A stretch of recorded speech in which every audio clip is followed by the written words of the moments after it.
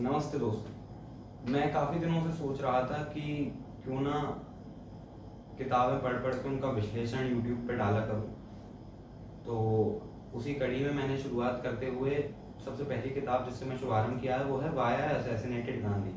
किताब में भी लिखी है कि वो जस्टिस जिसने ये जजमेंट सुनाई थी कि नाथूराम गोडसे को फांसी होनी चाहिए, उसने भी अंततः फांसी के समय मतलब बाद में जब उससे बात की गई तो वो भी ये बताता है कि अगर जो जनता उस दिन कोर्ट में मौजूद थी उससे पूछा जाता है कि गोडसे का स्टेटमेंट सुनने के बाद कि आपके हिसाब से क्या करना चाहिए, गोडसे को फांसी दे देनी चाहिए या फिर बरी करना चाहिए, तो उस जस्टिस का ये मानना था कि वो जनता एक स्वर से पूर्ण बहुमत से कहती कि गोडसे देशभक्त है, इसको आजाद छोड़ दिया जाए।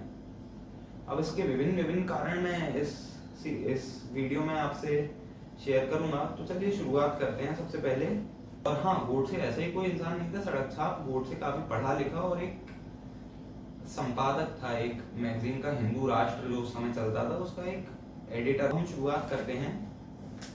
तो सबसे पहला प्रमुख कारण जो इसमें बताया गया है वो, उसको बताने से पहले मैं आपको ये बता दूं कि गांधी जी पे चूंकि ये किताब है कि वाई आई असैसिनेटेड गांधी, तो गांधी जी के हम राजनीतिक सफर को 3 हिस्सों में बांट सकते हैं। पहला हिस्सा है 1915 से लेके 1940 तक का। उसके बाद है 1940 से लेकर 1947 तक का। इस समय इस पीरियड में आजादी के लिए स्ट्रगल, क्विट इंडिया मूवमेंट वगैरह काफी जोरों पे था। डू और डाई जिसमें महात्मा जी ने कह दिया था। और उसके बाद का उनका राजनीतिक सफर 1947 में जब आजादी मिल गई उसके बाद से लेके जब तक गोडसे ने हत्या नहीं कर दी तब तक का। तो चलिए अपन विस्तार से अब चर्चा शुरू करते हैं। तो कहानी की शुरुआत ऐसे होती है कि जब गांधी जी साउथ अफ्रीका में थे, तो साउथ अफ्रीका में था कि वहां पे भारतीय जो थे वो हिंदू और मुसलमान में नहीं बटे थे। क्यों नहीं बटे थे? क्योंकि वहां पे भारतीय जो थे वो अंग्रेजों के भी जुल्म सहते थे, और साउथ अफ्रीका में उस समय जो अश्वेत लोग थे जिनको नीग्रो कहा जाता है, हालांकि कहना नहीं चाहिए, वो लोग काफी बुरा मानते हैं इस बात पे। तो ये दोनों समुदाय, नीग्रो और अंग्रेज, भारतीयों पे जुल्म करते थे। तो अब इसमें हमको मौका ही नहीं मिलता था आपस में बंटने का। तो गांधी वहां पे भारतीयों के लीडर बन चुके थे, महात्मा। अब और जब वो भारत वापस आ रहे थे साउथ अफ्रीका से पढ़ाई करके, तो उन्होंने सोचा कि ठीक है, भारत में भी मैं यही करूंगा, भारत में भी मैं लीडर बन जाऊंगा हिंदू भारतीयों का। लेकिन यहाँ पे क्या हुआ, जब वो वापस आए हिंदुओं ने तो उनको स्वीकार कर लिया कि ठीक है गांधी जी हमारे नेता हैं, लेकिन मुसलमानों ने नहीं किया। तो और आजादी के लिए जरूरी था कि भारतीय अंग्रेजों से एक होके लड़े, हिंदू और मुस्लिम में ना बटे, धर्म में ना बटे। तो गांधी जी ने सोचा कि हिंदुओं का मैं नेता हूं ही, मुसलमानों का बन जाता हूं किसी भी तरीके से, बाय हुक और बाय क्रुक। तो हम यूनाइट हो जाएंगे और अंग्रेजों को खदेड़ फेंकेंगे भारत से। लेकिन जो मेन मोटो था अंग्रेजों को खदेड़ने का, गांधी जी वो भूल गए। मुसलमानों का नेता बनने के प्रयासों में गांधी जी इतना लिप्त हो गए कि वो मुख्य अपना मोटो भूल गए, और मुसलमानों को खुश करने के एवज में वो इतना करते गए कि हिंदुओं पर जुल्म इतना बढ़ता गया, और उस सब के कारण में गांधी जी थे। तो अब चलिए अपन शुरुआत करते हैं। तो सबसे पहला कारण आता है, इस किताब में बताया गया है, खिलाफत मूवमेंट। खिलाफत मूवमेंट का भारत से कोई खास लेना देना नहीं था। और टर्की में वहां का जो शासक था उसको हटा दिया गया था, जो युवा प्रोटेस्टर्स थे टर्की में उनके द्वारा। जो युवा प्रोटेस्टर्स थे उनके द्वारा और थोड़ा बहुत अंग्रेजों का भी इसमें योगदान था। फिर क्या हुआ कि अब चूंकि टर्की में मुस्लिम्स थे, तो अब इंडिया में भी, हिंदुस्तान में भी जो उस समय था उसमें भी भारतीय मुस्लिम शामिल हो गए। तो अब गांधी जी को बहुत अच्छा मौका लगा ये कि चलो खिलाफत मूवमेंट चल रहा है, इसमें मैं अगर मुसलमानों की मदद कर पाया तो मुसलमान मेरे को अपना नेता मान लेंगे। तो गांधी जी ने क्या किया, कांग्रेस को अलाइन कर दिया खिलाफत मूवमेंट के साथ, कांग्रेस भी शामिल हो गई। अब क्या हुआ, इसमें बताया गया है क्लेम्सफर्ड लॉ वगैरह के तहत अंग्रेजों का ही शासन था, अंग्रेज दबाने में कामयाब हो गए खिलाफत मूवमेंट।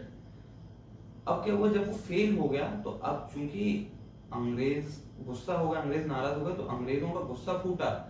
तो क्योंकि अंग्रेज ये देख रहे थे कि मुसलमान कर रहे थे लेकिन कांग्रेस ने समर्थन कर दिया, तो कांग्रेस मतलब हिंदुओं का रिप्रेजेंटेटिव और मुस्लिम लीग इत्यादि वगैरह मुस्लिम्स रिप्रेजेंटेटिव। तो कांग्रेस की वजह से हिंदुओं पे गुस्सा फूटा अंग्रेजों का, और पूरे भारत पे ही फूटा, हिंदुओं भी कहना ठीक है। तो इस वजह से सबसे पहला ये था कि मुसलमानों को खुश करने के चक्कर में गांधी जी ने हिंदुओं पर सितम भिड़वा दी, सबसे पहला कारण। उसके बाद बताया जाता है इसमें कि जब खिलाफत मूवमेंट फेल हो गया तो इसमें जो ब्रदर्स थे, जो मुस्लिम ब्रदर्स थे, अली ब्रदर्स, जो नायक थे खिलाफत मूवमेंट के मुसलमान के, तो उन्होंने क्या किया, अफगानिस्तान के शासक को इनवाइट किया आमिर को कि आप आइए भारत पे हमला कीजिए। तो गांधी जी ने इनडायरेक्टली इसको भी सपोर्ट कर दिया, जबकि कितनी गलत बात थी। वैसे ही भारत पे अंग्रेजों का कब्जा था, और नॉर्थ में और अफगानिस्तान के शासक का कब्जा हो जाता, साउथ में अंग्रेजों का हो जाता। अभी एक से लड़ रहे थे, तब दो से लड़ना पड़ता अलग अलग। तो गांधी जी दूसरी ये गलती कर गए, और फिर अंग्रेज गुस्सा हो गए इस बात से, और अंग्रेजों का मार फिर भारतीयों को और हिंदुओं को झेलनी पड़ी। अब इसमें अगले जो कारण बताए हैं, मोपला रिवेलियन ये था कि मालाबार में, बंगाल साइड और सिंध साइड, बॉम्बे साइड लोगों को कन्वर्ट करवाया जा रहा था, जबरदस्ती हिंदुओं को कन्वर्ट करवाया जा रहा था इस्लाम में। तो गांधी जी ने कहा कि नहीं नहीं ऐसा कुछ नहीं है, ये सब अफवाह है। और उनका जो यंग इंडिया चलता था उसमें उन्होंने कहा कि केवल एक केस दर्ज है, केवल एक केस है। अगर एक केस ही होता तो तीन तीन राज्य थोड़ी लिप्त हो जाते, केरल भी, मलाबार जो उस टाइम का था, और बंगाल साइड का और सिंध साइड का। और जबकि कांग्रेस में ही जो अन्य मुसलमान लोग थे जो गांधी जी को मानते थे, उन्होंने कहा कि नहीं बापू आप गलत कह रहे हो, ये एक नहीं है, काफी केस हैं। तो ये मोपला रिवेलियन भी, और ये बड़ा विषय है, ये मैं आपको संक्षिप्त में बता दिया। उसके बाद गांधी जी मुसलमानों को खुश करने के लिए आर्य समाज को ही कंडेम करते रहे। आर्य समाज हिंदुओं का काफी बड़ा समाज हुआ करता था। आर्य समाज ने बाल विवाह, सती प्रथा वगैरह कई कुरीतियों को रोका। पहले क्या होता था, जैसे मैं आपको बताऊं कि कोई पत्नी का पति मर गया तो उस पत्नी को उसके साथ जला देते थे, पति के साथ जिंदा। तो आर्य समाज उसके खिलाफ खड़ा हुआ। गांधी जी को लगा कि आर्य समाज की बुराई करूंगा तो मुसलमान खुश होंगे, तो गांधी जी वो भी करते गए। तो अब इसका और आर्य समाज की स्थापना आपने सुना होगा की थी स्वामी दयानंद ने। अब क्या हुआ, तो गांधी जी ऐसे आर्य समाज की बुराई वगैरह करने लग गए अपनी सभाओं में, तो आर्य समाज कमजोर हो गया। और इसका नतीजा ये हुआ कि स्वामी श्रद्धानंद जी जो कांग्रेसी थे, एक वरिष्ठ कांग्रेसी थे, भीड़ कुछ मुस्लिम युवकों ने उनकी जान ले ली, क्योंकि गांधी जी ने भर दिया था कि आर्य समाज ऐसा करता है, दबाता है। जबकि आर्य समाज कभी से गलत नहीं था, आजकल भी चलता है आर्य समाज। जिन्ना वगैरह और अन्य लोगों ने 1928 में डिमांड की कि बॉम्बे प्रेसिडेंसी से अलग कर दिया जाए सिंध को। पहले बॉम्बे प्रेसिडेंसी काफी बड़ी हुआ करती थी, उसमें पंजाब और सिंध प्रांत पाकिस्तान का अन्य चीजें आती थी, अन्य राज्य आते थे। तो जिन्ना वगैरह ने कहा कि नहीं इसको अलग कर दिया जाए, क्योंकि सिंध प्रांत में मुसलमान ज्यादा थे, तो एक इसको अलग राज्य टाइप का घोषित कर दिया जाए, जिससे वहां पे एक अलग से चुनाव होंगे और मुस्लिम रिप्रेजेंटेशन वहां पे रहेगा, मुस्लिम वोट डालेंगे तो मुस्लिम लोग पहुंचेंगे चुनाव जीत के। तो गांधी जी ने उसका भी समर्थन किया मुस्लिम्स को खुश करने के लिए और जिन्ना से अपने संबंध अच्छे बनाने के लिए। उसके बाद आता है हिंदी वर्सेस हिंदुस्तानी। हमेशा से भारत की भाषा हिंदी रही है, हम जो बोलते हैं हिंदी रही है, लेकिन गांधी जी ने एक नई भाषा प्रपोज की थी हिंदू मुसलमानों को यूनाइट करने के लिए। वो पूरी तरीके से उर्दू भाषा थी, और गांधी जी कहते थे कि ये हिंदी और उर्दू का मेल है। अरे भैया हमें क्या करना मेल वेलों का, हमारी जब हिंदू है, देश की अधिकांश जनता 90% हिंदी बोलती है, तो हम हिंदी बोलेंगे, क्या दिक्कत है हिंदी बोलने। लेकिन गांधी जी ने यूनाइट करने के लिए एक नई भाषा लिया है मुसलमानों को खुश करने के लिए, हिंदुस्तानी। इसमें हिंदुओं का हिंदुस्तानी लगा दिया, जिससे हिंदू बुरा नहीं माने। और लेकिन ये पूरी भाषा उर्दू थी। इसमें गांधी जी ने जो एक दो लेख लिखे थे, ज्यादा चल नहीं पाया क्योंकि बहुत ही अजीब सी भाषा थी। इसमें राजा राम को बादशाह राम, रानी सीता को बेगम सीता, ऐसा ऐसा लिखा गया है। अब आप बताइए केवल क्यों केवल मुसलमानों को खुश करने के लिए, हिंदुओं के कॉस्ट पे। वंदे मातरम। वंदे मातरम हमेशा से भारत में काफी प्रचलित थी। बंगाली तो इसकी कस्में खाते थे, कांग्रेस अपनी सभाओं में, अपने सेशंस में इसको गाती थी, बहुत पॉपुलर थी। पूरे देश को अगर एक सूत्र में ये बांध सकती थी तो वो वंदे मातरम ही थी। लेकिन इसमें वंदे मातरम, क्योंकि माता आता है, माता हिंदू धर्म में देवी को कहा जाता है, तो मुस्लिम्स को इससे दिक्कत थी। आज भी आप देखिए भारत माता की जय बोलने पे कई लोगों को कष्ट होता है, वो कहते हैं हम नहीं बोलेंगे भारत माता की जय क्योंकि इसमें भारत आ रहा है, माता आ रहा है। तो ठीक उसी प्रकार तो गांधी जी को ये लगा कि अच्छा वंदे मातरम की जगह मैं दूसरी को चलवा दूंगा, जो अभी हमारा राष्ट्रगान है जन गण मन। तो वंदे मातरम जो पूरे देश में प्रचलित थी उसको गांधी जी ने बंद करवा दिया कि हम अपनी सभाओं वभाओं में वंदे मातरम का इस्तेमाल नहीं करा करें। क्यों? क्योंकि केवल मुसलमान खुश हो जाएं। इस हद तक गांधी जी के। और ऐसा नहीं होता था कि आज आपने कह दिया कि ठीक है नहीं करो इस्तेमाल और कल पता चल गया भैया आपने कश्मीर में बोल दिया, कन्याकुमारी में पता चल गया। बातों को एक जगह से दूसरी जगह तक पहुंचने में उस टाइम पे मीडिया नहीं हुआ करता था, गूगल नहीं हुआ करता था, काफी टाइम लगता था, एक एक साल में पहुंच पाती थी। तो अच्छी खासी स्टैब्लिश चली आ रही थी वंदे मातरम, पूरे देश को एक सूत्र में बांधे हुई थी वंदे मातरम। गांधी जी ने उसको बंद करवा दिया रविंद्रनाथ टैगोर की। शिवा भवानी बैंड, एक शिवाजी का वर्णन करते हुए एक कवि ने बहुत सारी पोएम्स का कंपाइलेशन किया था, शिवा भवानी जिसे कहते हैं। उसमें क्या हुआ था, उसमें एक जगह यह आया था कि अगर शिवाजी ना होते तो पूरे भारत इस्लाम में बदल चुका होता। और सही बात है, आप मोपला रिवेलियन देख लो, आप नोखली रिवेलियन देख लो, हर जगह इस्लाम में कन्वर्ट कराया जा रहा था हिंदुओं को जबरदस्ती। तो हो रहा होता, सही बात है, शिवाजी नहीं बचाते तो गांधी जी ने मुसलमानों को खुश करने के लिए उस पर भी प्रतिबंध करवा दिया। और जबकि वो तो इतनी उसमें शिवाजी की इतनी बड़ाइयां थी, इतनी वो थी, जिसमें इसमें एक दो लाइनें लिखी हैं वो गांधी जी ने बंद करवा दी। शिवाजी की बड़ाई गांधी, दोहरे मापदंड गांधी जी के, हिंदू राजा और मुस्लिम राजा अलग अलग। अगर कोई हिंदू राजा के क्षेत्र में मुस्लिम 10 भी मर जाए तो गांधी जी उपद्रव कर देते थे, राजा से उससे मिलने चले जाते थे, उसको बोलते थे कि आप बदलिए, अब आप सत्ता छोड़िए। और इतने हिंदुओं का उत्पीड़न कर रहे थे मुसलमान, तो गांधी जी कुछ नहीं कहते थे, आंखें बंद कर लेते थे उस पर। तो गांधी जी का जो दूसरा राजनीतिक सफर रहा 1940 से लेकर 1947 तक, उसमें उनकी वैसे तो काफी कमियां थी, काफी राजनीतिक गलतियां थी, पर मैं कुछ कुछ धीरे करके आप धीरे धीरे से आपको बताता हूँ। तो सबसे पहले आप मान लीजिए राउंड टेबल कॉन्फ्रेंस। इसमें क्या हुआ, कांग्रेस ने पहले डिसाइड किया था कि राउंड टेबल कॉन्फ्रेंस में अंग्रेज जो बैठ के हमें बात करने के लिए बुला रहे हैं उसमें हम हिस्सा नहीं लेंगे।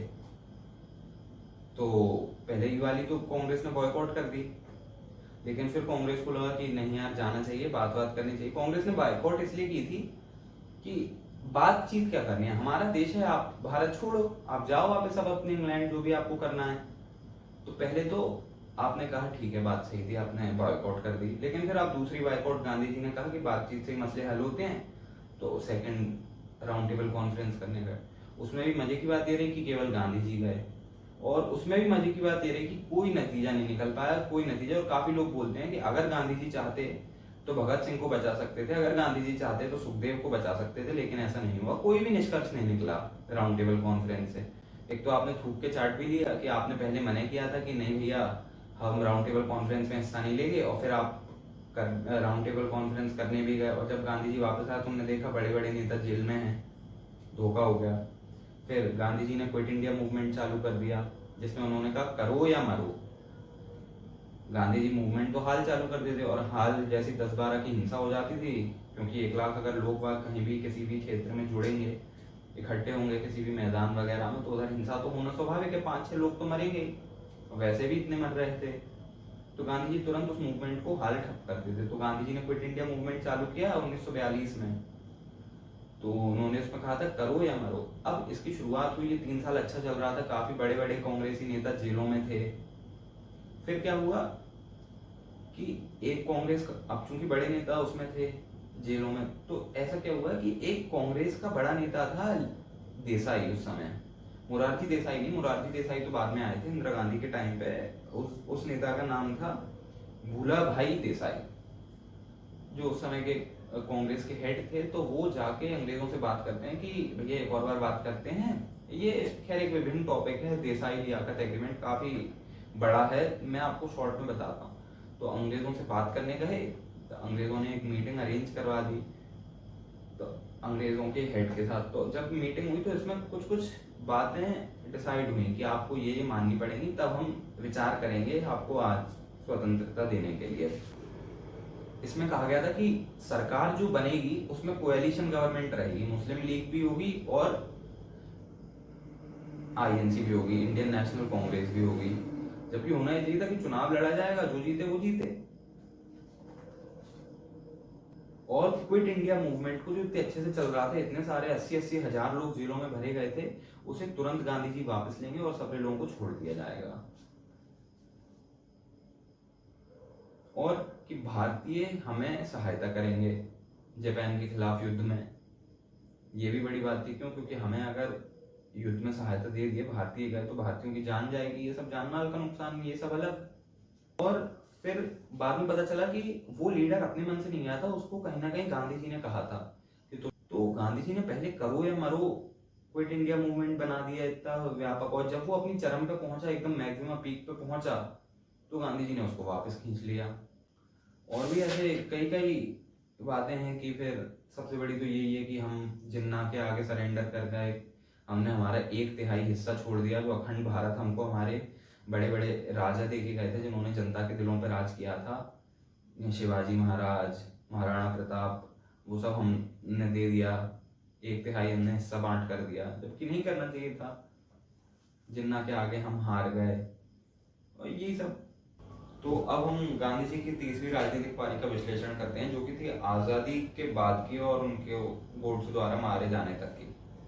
तो इसमें काफी महत्वपूर्ण चीजें और गलतियां जो गांधी जी ने की हैं, वो मैं एक एक करके आपको बताऊंगा। तो इसकी शुरुआत करते हैं कि जब पाकिस्तान बन गया तो गांधी जी अंट संट बयान देते थे पाकिस्तान के बारे में। गांधी जी ने कहा अपनी एक सभा में कि अगर मुसलमानों को एक अलग देश पाकिस्तान चाहिए था तो उनको कोई नहीं रोक सकता था, मतलब कोई नहीं रोक सकता था। अब आप सोचिए इस बयान का क्या मतलब है। तो उसको समझाने के लिए आप ऐसा समझिए कि कश्मीर है, कुछ कश्मीरी भाई कहते हैं कि हमें कश्मीर एक अलग देश बना दो। तो आप ये समझिए कि राहुल गांधी, प्रियंका गांधी या कोई भी नेता, भाजपा के नेता ले लो आप, नरेंद्र मोदी जाके कहें कि अगर कश्मीरियों को एक अलग देश चाहिए कश्मीर, तो कोई उनको नहीं रोक पाएगा। ये कोई बयान है? आप मतलब डिसइंटीग्रेटिंग फोर्सेस को और बढ़ावा दे रहे हो ऐसी बातें बोल के, जबकि आपको बोलना चाहिए था कि कोई नहीं बनवा सकता, कोई टुकड़े नहीं कर सकता भारत माँ के, आपको ये बोलना चाहिए था। जबकि गांधी जी ऐसे उल्टे बयान देते थे कि अगर मुसलमानों को पाकिस्तान चाहिए तो कोई नहीं रोक सकता उनको, किसी में हिम्मत नहीं थी उनको रोकने की। उसके बाद जब आज़ादी मिल गई तो गांधी जी क्या करते थे, जो कश्मीर का महाराजा थे, वहाँ के हिंदू महाराजा थे वो, तो गांधी जी ने उनसे कहा कि राजा जी अब आप छोड़िए अपनी राजपाट सत्ता, सरकार बन गई, गवर्नमेंट बन गई है, अब आप छोड़ के बनारस जाइए। बनारस क्यों? क्योंकि बनारस हिंदुओं की नगरी है, हिंदू देवी देवता देवनगरी कहा जाता है काशी को। और ये हिम्मत गांधी जी की हैदराबाद के निजाम से कहने की नहीं हुई कि निजाम जी अब आप छोड़िए, आप मक्का मदीना जाइए, राजपाट छोड़िए अब आप। तो गांधी जी के दोहरे मापदंड यहाँ पे भी झलकते हैं। फिर काउ स्लॉटर पे इस पे साफ साफ बताया गया है कि गांधी जी ने बताया कि उनको 20 से 30 हजार टेलीग्राम मिले, जिसमें बताया गया था कि गौ हत्या के खिलाफ आप सरकार को कहिए और कानून लाइए। जबकि गांधी जी ने साफ मना कर दिया कि केवल हिंदू चाहते हैं गाय का उत्पीड़न रुकना चाहिए, गाय को मारने से बचना चाहिए। अगर हिंदू भी चाहते हैं तो भारत में अधिकांश हिंदू ही थे उस समय, तो क्योंकि पाकिस्तानी सबरे उधर जा चुके थे, मुसलमान जा चुके थे। तो गांधी जी ने मना कर दिया कि ये देश ईसाइयों का भी है, मुसलमानों का भी, कोई मना नहीं कर रहा था, पर गाय को रोकना, गाय को मरने से बचाना चाहिए था गांधी जी को। गांधी जी ने वो भी मना कर दिया कि अगर कोई मुसलमान खाना चाहता है गाय को मार के, तो मैं कौन होता हूँ उसको रोकने वाला, या उसको आज़ादी है भारत में खाने की। आप कुछ भी करो, लेकिन ऐसा थोड़ी करोगे। कल को तो गांधी जी कह देते अगर कोई मुसलमान मेरे को मार के खाना चाहता है तो मेरे को मार के खा जाए। और भी ऐसे, और सबसे बड़ी जो उनकी गलती थी वो ये थी कि आज़ादी के बाद चूंकि पाकिस्तान हमसे बना था, तो हमें 75 करोड़ के आसपास रुपए पाकिस्तान को देने थे। तो उसमें से हम 20 करोड़ दे चुके थे, लेकिन फिर पाकिस्तान ने नापाक हरकत की और कश्मीर पे आक्रमण कर दिया। तो उस समय के एंटरिम प्राइम मिनिस्टर जो थे, एंटरिम स्थायी, वो थे पटेल। पटेल ने तुरंत मना कर दिया कि नहीं, हम अब आगे की किस्त 50 करोड़ की नहीं देंगे पाकिस्तान को। तो गांधी जी ने क्या किया, सबसे बड़ी गलती जो मैं उनकी पर्सनली मानता हूँ वो यही थी कि गांधी जी अनशन पे बैठ गए कि मैं मर जाऊंगा लेकिन व्रत नहीं तोड़ूंगा अपना।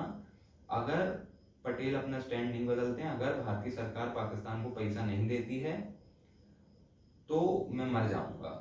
लेकिन और फिर भारतीय सरकार को झुकना पड़ा गांधी जी के आगे, क्योंकि गांधी नेशन तो उनके आगे, हमें झुकना पड़ा। और फिर 50 करोड़ की किस्त देनी पड़ी, और उसका सीधा असर वही हुआ कि पाकिस्तान ने तुरंत हथियार वगैरह खरीद लिए उन पैसों से और हमसे पीओके छीन लिया।